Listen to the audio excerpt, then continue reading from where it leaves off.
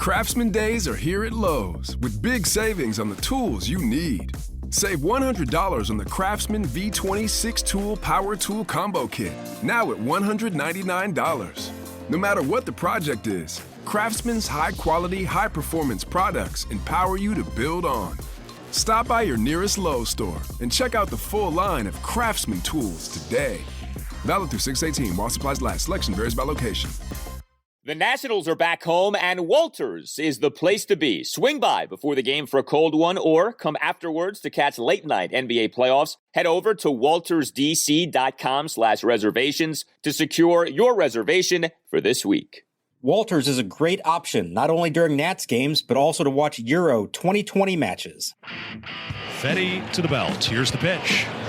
Swinging a hard ground ball. It's short hop by Mercer, niftily up into the midsection. The throw to first is in time for the out. A hot smash, and Mercer handles it very well at third. And Eric Fedde has tossed 7 shutout innings. That's 20 consecutive scoreless innings for Eric Fedde, the best stretch of his career. Alonso well wide of the line, the edge of the infield grass.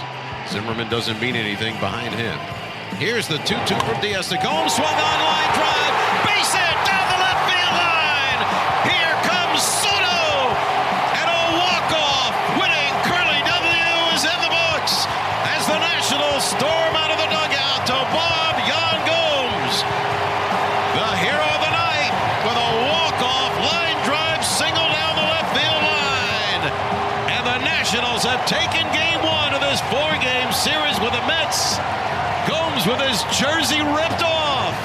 The final score: the Washington Nationals 1, the New York Mets nothing.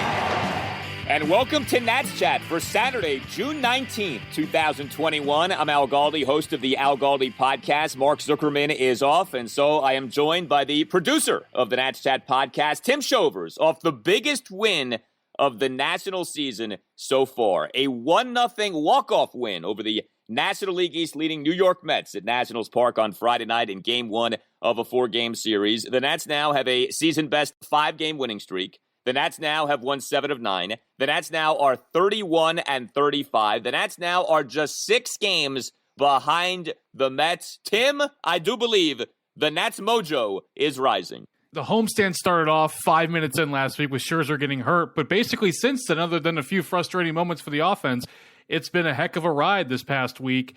These Friday night games, it seems like there's a lot of action and activity on these series openers.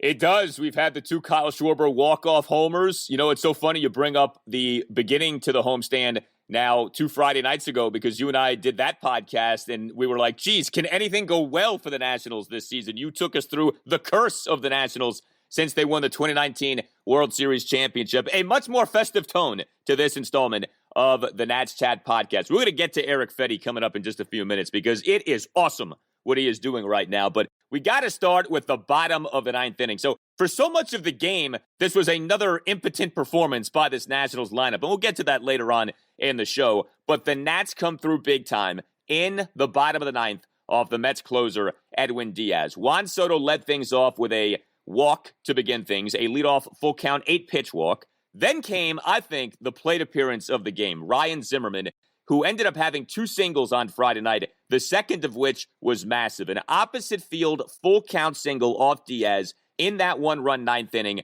despite having been down in the count at one point, 0-2. So Zim goes from down 0-2 to working the count full, then goes the opposite way with a Diaz slider. And on the play, Juan Soto is running. It was a beautiful hit and run put on by Davey Martinez. And Davey, during his postgame press conference, talked about why he went with the hit and run due to Diaz being so slow to the plate. So he sent Soto in motion. Soto goes from first to third on a single on which you normally wouldn't have gone the 2 bases, especially a guy like Soto. That was not some, ball that was laced into like the right field corner or anything like that. But Soto gets to third base, and then Yan Gomes comes up, and Yan Gomes delivers the walk-off single in the bottom of the 9th. Gomes, by the way, throwing out 2 more runners trying to steal on Friday night, gunning down Mason Williams on an attempted steal of second base for the first out in the top of the 3rd, and throwing out Luis Guillorme on an attempted steal of second base for the first out in the top of the 5th. So Gomes now 14 of 34 on runners trying to steal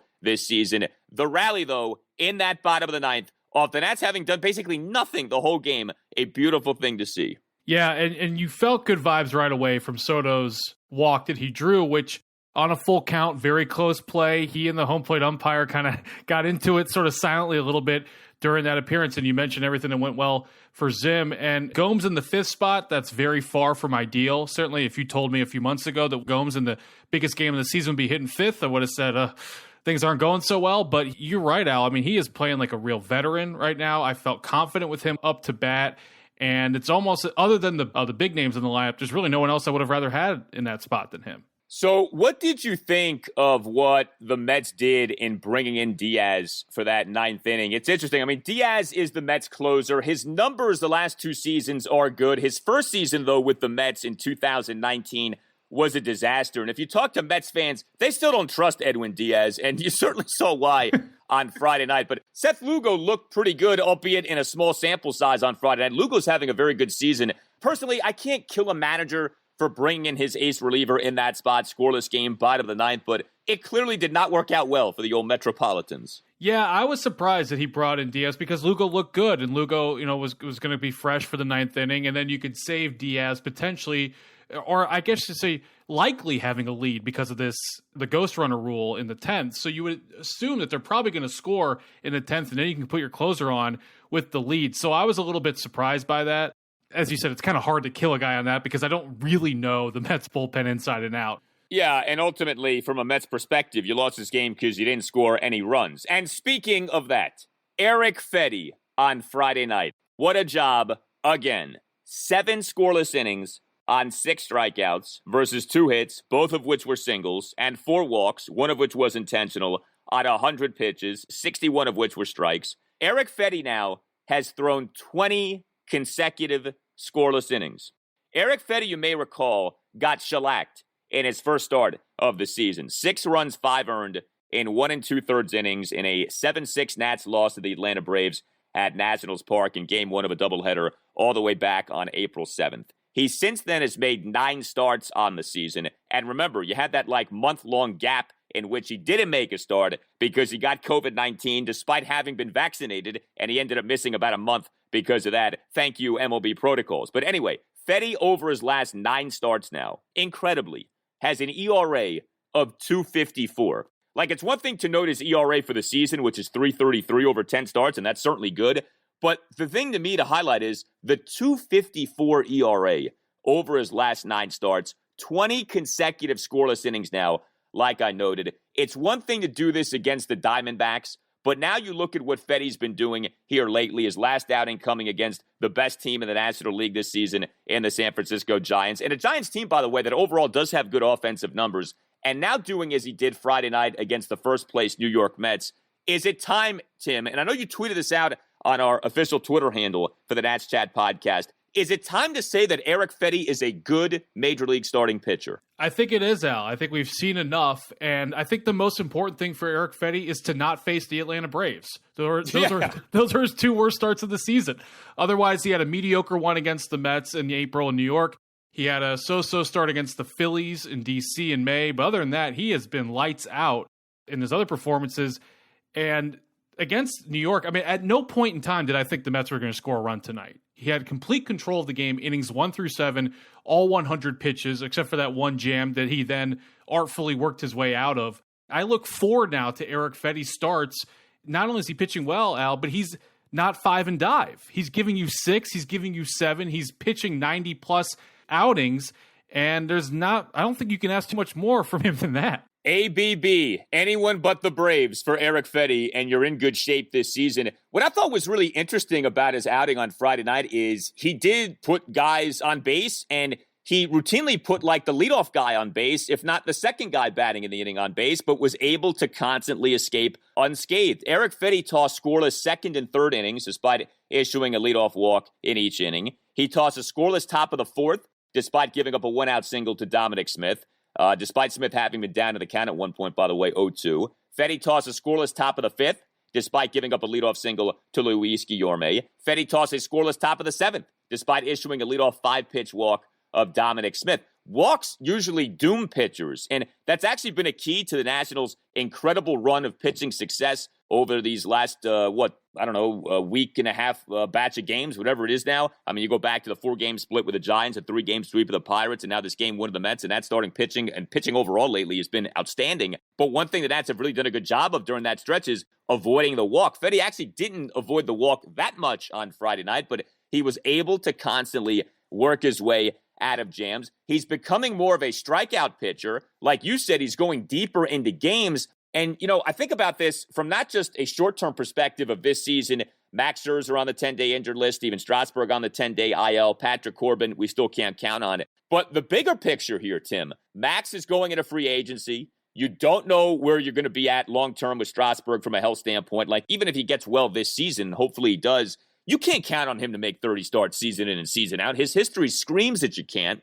We'll see what Corbin's season ends up being, but no one feels great right now about his situation. If Eric Fedde is finally blossoming into the pitcher he was drafted to be all the way back in 2014, I mean, 7 years ago, what was going on in your life in 2014? Nats took Eric Fedde with the 18th overall pick in that 2014 MLB draft. A lot has happened with him in his professional baseball career, but if he's finally coming into his own now and is becoming a staple in the Nats rotation, you really can't say enough good things about that. That is a really big, significant, and positive development for the Nats. I'll take it one step further, and if you've heard me on this podcast before, you know how much I value pitching. I think it all starts from starting pitching and then trickles down, and Mike Rizzo tends to agree. I kind of feel like the two most important players on the roster right now are Eric Fedde and Joe Ross. They're almost the linchpin of this team, which puts them either in contention or otherwise they could be 10, 11 games out if they weren't pitching well. So, you talk about looking towards the future and Max Scherzer in his last year and Strasburg cannot stay healthy at all. I mean, these are the reserves that the Nationals fans have been begging for the arms. And oh, by the way, Cade Cavalli, it's looking very, very, very possible that he's on the roster in the calendar year of 2022. So this is a very positive development. It's crazy, man, because for so long, Fedde versus Ross versus Austin Voth, every year, battle for the fifth spot in the Nats rotation, and it became almost a punchline. And to me, it was a real indictment of the Nationals' lack of starting pitching depth that every year, it was these same three guys fighting for the number 5 spot. But here you are this season, and 2/3 of those guys seem to be coming into their own as starting pitchers, especially Fedde. Ross, I think there's still questions with, but Ross, at times he looks great, like we've discussed. At times he doesn't look so good. But there's enough there with Ross to make you keep saying to yourself, all right, let's see what he does next time. And then Voth, we know, has done a good job as a reliever. And it was good to see Austin Voth, by the way, be activated off the 10-day injured list on Friday off that nasty-looking broken nose. But that's a good point. Like, we haven't felt great about the Nationals' ability to develop starting pitching in recent years, and we haven't had reason to feel great about that. But in like a blink of an eye here, if Fedde is becoming who he was drafted to be, if Ross can just be a decent starting pitcher, I don't think anyone expects Joe Ross to be an ace, but if he can be a competent number 5, maybe even number 4, and if Cavalli is legit, and boy, does he look legit so far, and we'll update you on the latest on Cade Cavalli coming up in moments, that does change the trajectory here of how we talk about the Nationals and where they're at with the arms. And, all of a sudden you're like, hey, it's actually not that bad when it comes to the Nationals starting pitching. Fedde, though, is the guy that makes it go, because if Fedde is becoming, I don't want to say an ace, but if Fedde is becoming a really good pitcher, like a good number 3, let's say, okay, which I think anyone would sign up and take at this point, that is a major development for the Nationals. Yeah, potentially season changing. If they get over 500 and in a month from now, around the All-Star break, we're legitimately talking about the Nats having a chance to overtake New York for first place. I can't imagine a scenario in which Eric Fedde isn't a prominent part of that. I want to point something out, too, about Fedde and the extent to which he's become more of a strikeout pitcher this season. This really is ridiculous, but take a listen to this. So Eric Fedde in the truncated 2020 season threw 50 and a third innings. He now, in this 2021 season, has thrown 51 and a third innings. So essentially the same amount of innings, one more inning so far this year. Eric Fedde last year, 28 strikeouts. Eric Fedde this year now, 49 strikeouts. This is a strikeout-heavy era in baseball, but the fact that Fedde had not been a strikeouts pitcher, that was always something that bothered me about him. Like, geez, everyone is getting strikeouts all over the place, and this guy can't. What does that say? Well, he's changed that so far this season, and that's significant. He's becoming a miss bats guy, which is huge.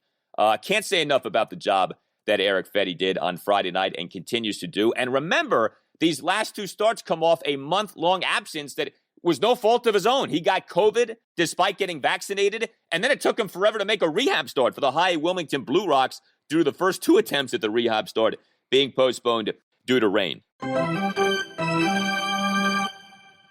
All right, so we have all had that dream. Tie game, bottom of the ninth, bases loaded. Well, on FanDuel Sportsbook, you get more than just one shot to swing for the fences. That's because FanDuel is letting you place your first bet risk-free. You heard that right. New users get up to $1,000 back in side credit if your first bet doesn't win, and it only gets better from there. Once you have an account, you'll have access to same-game parlay insurance all season long. That's up to $25 back in side credit each day if your same-game parlay bet falls one leg short. This way you can combine multiple baseball bets for an even bigger win. There's a reason that FanDuel Sportsbook is America's #1 sportsbook. The app is simple to use. It's got great odds on all different betting markets, unique fun bet types like same-game parlay and always-on promotions to let you get more action out of every game day. And when you win, FanDuel will pay you your winnings in as little as 24 hours. All you have to do is download the FanDuel Sportsbook app and sign up with promo code CHAT to get in on the action. That's FanDuel Sportsbook, promo code CHAT. And games on Saturday night include the Dodgers at Arizona at 10:10. Walker Buehler is starting for Los Angeles. He is an ERA of 2.38 on the season. He's been the Dodgers' best starting pitcher. He's opposing Matt Peacock, who has an ERA of 5.26, has been thrust into the Diamondbacks rotation due to injuries. The Dodgers are very good. The Diamondbacks have the worst record in baseball. LA, quite clearly, is the play. 21 plus and present in Colorado, Iowa, Illinois, Indiana, Michigan, New Jersey, Pennsylvania, Tennessee, or West Virginia. First online real money wager only for risk-free bet. Refund issued as non-withdrawable site. Credit that expires in 7 days. Restrictions apply. See terms at sportsbook.fanduel.com. Gambling problem? Call 1-800-522-4700 in Colorado. 1-800-BETS-OFF in Iowa. 1-800-9-WITH in Indiana. 1-800-270-7117 for confidential help in Michigan. 1-800-GAMBLER, New Jersey, Pennsylvania, Illinois, Virginia. Tennessee, 1-800-889-9789, or in West Virginia, visit www.1800gambler.net. The Nats bullpen delivered too on Friday night. We should not lose sight of that. The Mets bullpen fell on its face in the form of Edwin Diaz. The Nats bullpen, though, did not. Kyle Finnegan, a perfect top of the 8th. Brad Hand, a perfect top of the 9th on 6 pitches. I asked you earlier if it's safe now to call Eric Fedde a good starting pitcher. Is it safe now to call Brad Hand a very good and reliable closer / ace reliever for the Nationals? I think so. I comfortably say that he is someone you want on the mound in the 9th inning. I thought he looked really good. He looked really in control. You felt confident that the Nats were going to come up and have a chance to walk it off in the 9th with him up there. Those bad outings that he had in New York, and was it Wrigley in which he struggled as well right after that? That seems like a long time ago. It's been over a month, and he's been really reliable since then. And I'll tell you what, Al, we were wondering if Eric Fedde is good. Kyle Finnegan, I don't think I'm ready to use the G word, but I like what I'm seeing out of Kyle Finnegan stepping up for Daniel Hudson. Now, I look forward to Daniel Hudson resuming that role, but I think he's done an admirable job since Hudson went on the IL. I agree. Finnegan is someone, and I think this does speak to something that the Nats we thought had early in the season. We questioned a few weeks ago, and now we're kind of back to thinking is the case, and that is bullpen depth. That the Nats bullpen has done well despite Hudson being out, I think speaks to the Nationals having more bullpen depth than at any point in recent memory. I mean, it's not just been that the Nationals have had bad bullpens and that Mike Rizzo has constantly had to make these in-season trades for bullpen fortification. It's also that it's always been like, I don't know, maybe 2 guys you liked or 3 guys you liked, but you never felt great about all of them. And I don't know that you feel great about everyone in this Nationals bullpen this season, but you feel good about more than a few. And the fact that Hudson's been out here for a decent chunk of time at this point and the Nationals bullpen is surging, I think speaks to that depth, with guys like Finnegan and McGowan and, Suero, and we've seen Sam Clay be better lately, and Tanner Rainey has been better lately, and Hand has been so much better lately. Going back to Hand, his ERA now for the season is down to 2.86. That's an acceptable ERA for sure for your back end of the bullpen guy. And if you take out those few clunkers he had, the ERA obviously is even better. So very good to see Brad Hand doing as he's doing. And that was some top of the 9th, a perfect inning on 6 pitches, 5 of which were strikes. I mean, that's about as efficient as you can be. So a lot to like with this Nationals win on Friday night. We should, though, point out, up until the bottom of the ninth, the offense was again atrocious, okay? I mean, there are no two ways about it here. Nats for the game end up only scoring the 1 run, finished with 7 hits, all of which were singles. Nats worked 3 walks, went 1 for 3 with runners in scoring position. The Mets starter on Friday night was Joey Lucchesi, who, in case you're unfamiliar with him, came into the game with an ERA of 5.18 and an ERA plus of 75 over 33 innings this season. He ended up tossing 5 into third scoreless innings with 5 strikeouts. This is another instance here of the Nationals struggling against a mediocre to bad starting pitcher. It's not just the Jacob deGroms and the Brandon Woodruffs who've dominated the Nats so far this year. It's guys like Joey Lucchesi who have been struggling, and then those guys face the Nats, and all of a sudden, those guys look like Walter Johnson. And we saw that for so much of this game. I mean, if you watch the game on Masson, Bob Carpenter and Justin Maxwell were joking about this, how when Lucchesi got pulled from the game, the Nationals should be happy about that. And I mean, I'm hearing that, and I'm like, that's true, but that's pretty sad that that's true. Again, the guy had an ERA of over 5 coming into the game, and you're happy he's out of the game. Nats hit into a bunch of double plays, too. So until that bottom of the ninth, it was another frustrating evening for the Nationals offensively. Yeah, I have nothing fresh to say on the offense. You and Mark cover it every day. I will say this, and you guys alluded to this last week, and I understand why it didn't happen against Pittsburgh, because you throw in Starlin Castro leaving the team briefly, and they've had to call up Luis Garcia, and it won't happen this weekend. They've got to find a way to give Turner a day off. He had another tough night at the plate. A lot of guys left on base, hit into that double play with the bases loaded. That I think it was a 5-3 double play, and he was out by a significant margin. I know he's so valuable, and there's a reason why they have him in there every day. But do you agree with me that it's just so clear that he could so use a day off? Maybe that Wednesday game and the coming up next week against Philly, somehow give him a day off here to breathe. So I brought this up a few episodes ago. I thought Davey should have considered giving Turner the day off on Wednesday, that final game against the Pirates. The Pirates are terrible. You can afford to go 1 game against Pittsburgh without Trea Turner. He then would have had 2 consecutive days off, and maybe that would have done him some good. But he's not himself right now.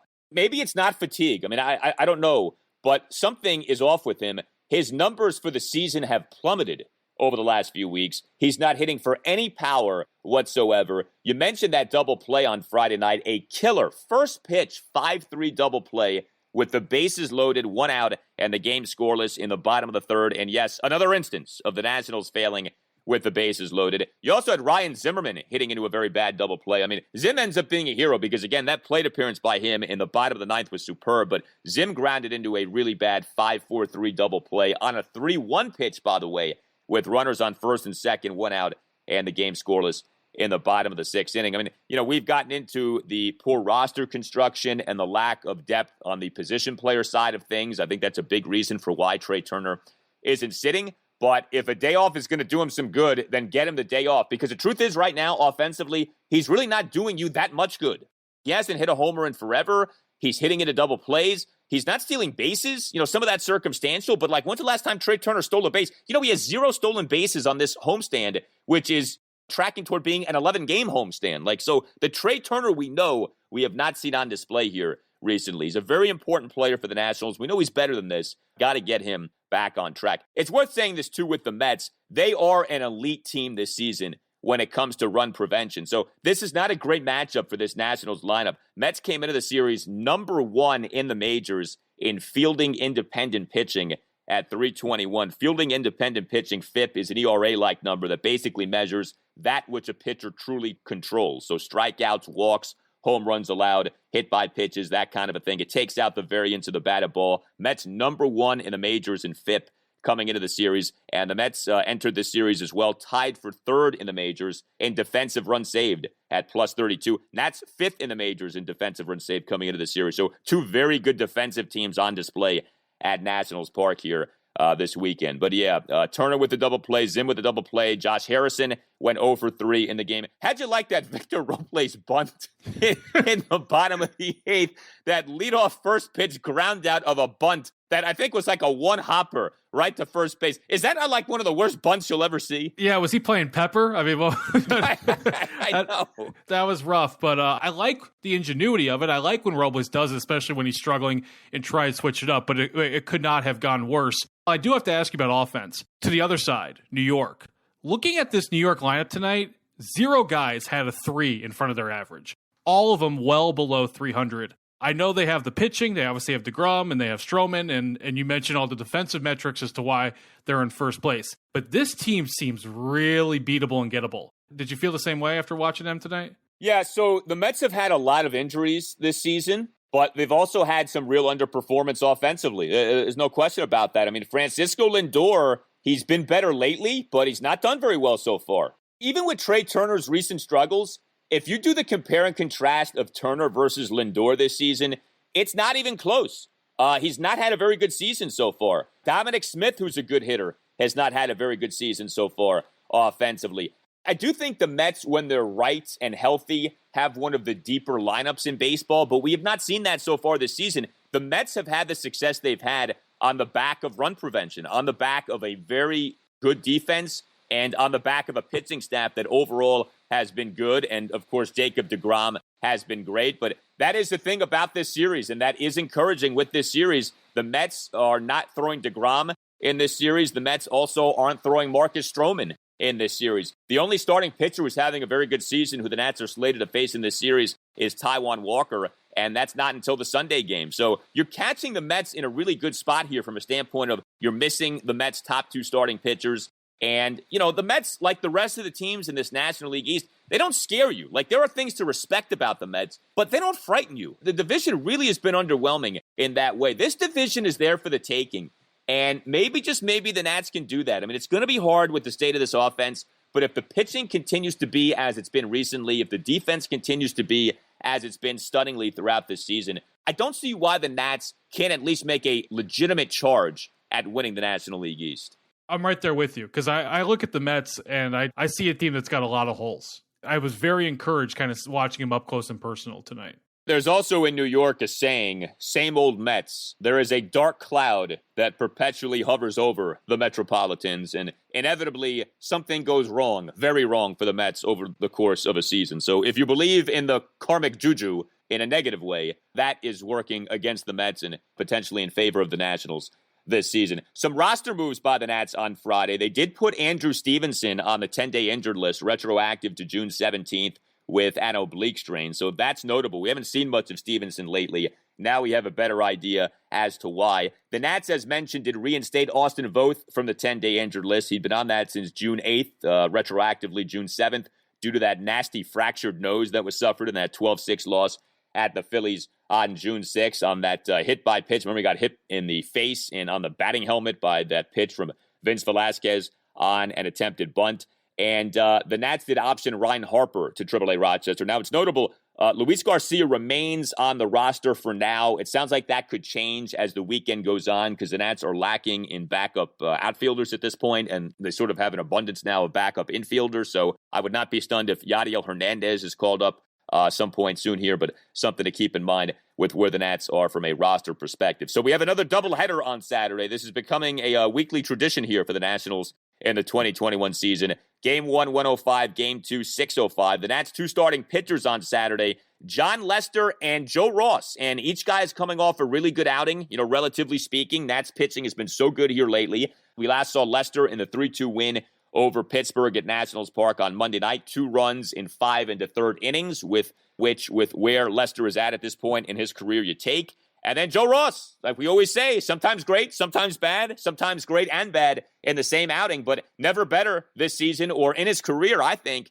than he was in his last start. Last Sunday afternoon, the 5-0 win over the Giants at Nationals Park. 8 scoreless innings on 9 strikeouts. I mean, on the one hand, I don't think anyone would be stunned if either guy struggled on Saturday, but Tim, on the other hand, with the way the Nats are going right now, and the Mets, like you just outlined, don't frighten you offensively, no reason why Lester and Ross can't be good again on Saturday. What was the phrase you used last week? Joe Ross, spin the wheel, make the deal. What was it you said? Yes, spin the wheel, make the deal with Joe Ross. Yeah, he's coming off his career best outing. I'm really intrigued to watch him go up tomorrow. And obviously Lester, this feels like kind of a perfect spot for Jon Lester, the crafty veteran. He stepped up when he had to go on 3 days rest.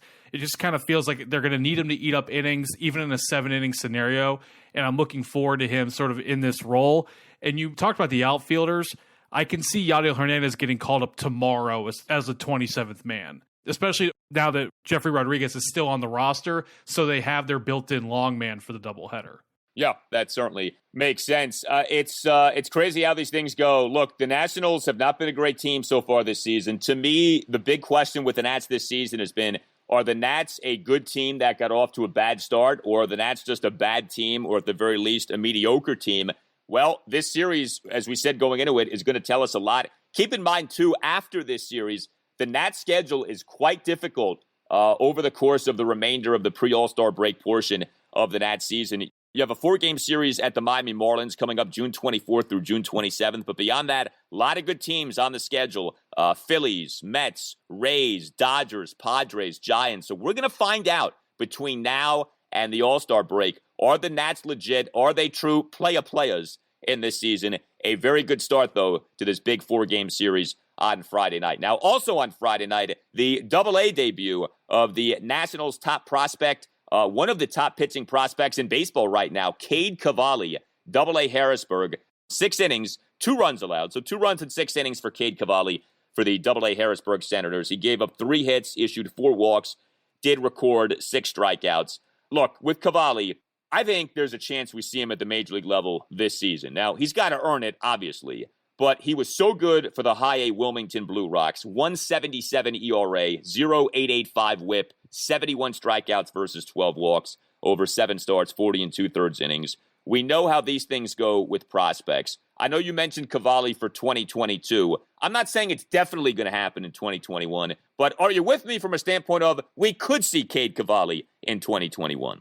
Al, let me lay out for you a scenario that I have in my head as to how and why we would see Cavalli in September of 2021, and let me know if you're with me on this one. Let's say it's September, the Nats are in the hunt, you're the ownership group of the Washington Nationals, and let's remove all the tragedy involved in the pandemic, you're still stuck in your crawl that you didn't get the traditional World Series victory lap that every single other defending champion has had in the history of the sport.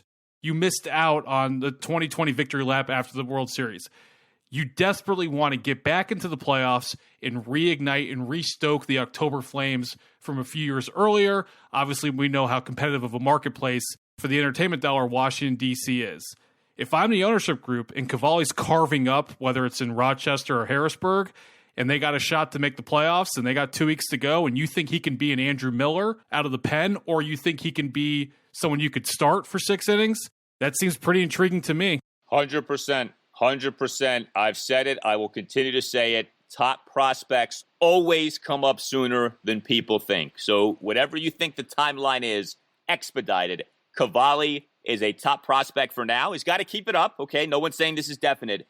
But if he keeps it up, there's no reason we can't see him come September if the Nationals are in contention. You tell us what you think. See all these positive vibes off this great walk-off victory for the Nats on Friday night. You can tweet us at Nats_chat. You can email the podcast, natschatpodcast@gmail.com. We do want to thank all of you who have written us in recent days praising the interview we did with Bob Kendrick. Bob was awesome. That's a credit to Bob, that interview, not to us. Trust me on that. But Bob Kendrick, having him on the most recent installment of the Nats Chat podcast, so the episode just prior to this one, was a real honor. Bob Kendrick is the president of the Negro Leagues Baseball Museum in Kansas City. We talked a ton about the Homestead Grays and Josh Gibson and obviously the rich baseball history when it comes to the Negro Leagues in Washington, D.C. You know, I know not everyone is into baseball history, but if you are, especially if you're into the history of baseball in the nation's capital, would highly encourage you to check out our chat with Bob Kendrick on the previous installment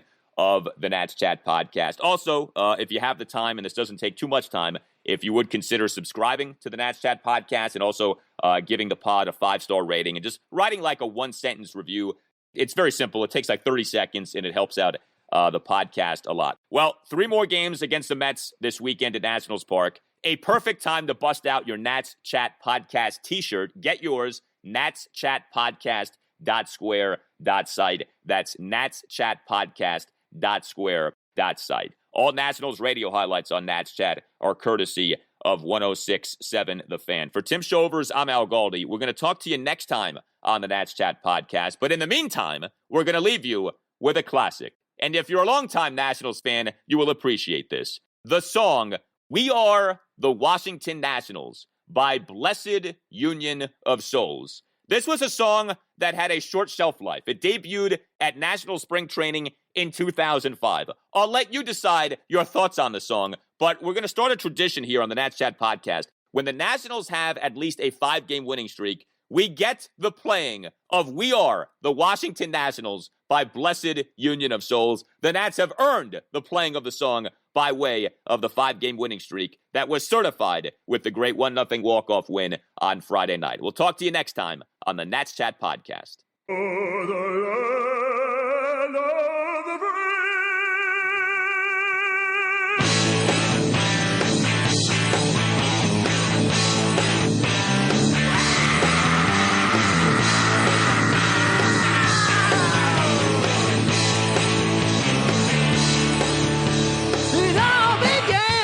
In 1901, we won our first in 24. Rode in a train and swung in more giants. Walters in the Hall of Fame. We had Ted Williams running the show. Now we have Frank Robinson, we're ready to go. We ain't seen the sun since 71. We are the Washington Nationals. Baseball's back in the capital city. We are the Washington Nationals. We're down to lots of places. We've seen a million races. Flying home to D.C. Yeah, Yan Gomes and Fedde, Finnegan and Johnson, making history. They got that old team hanging in the Big Apple. G.W. Bush has got us back in the center. We ain't seen the sun since 71. We are the Washington Nationals. Baseball's back in the capital city. We are the Washington Nationals.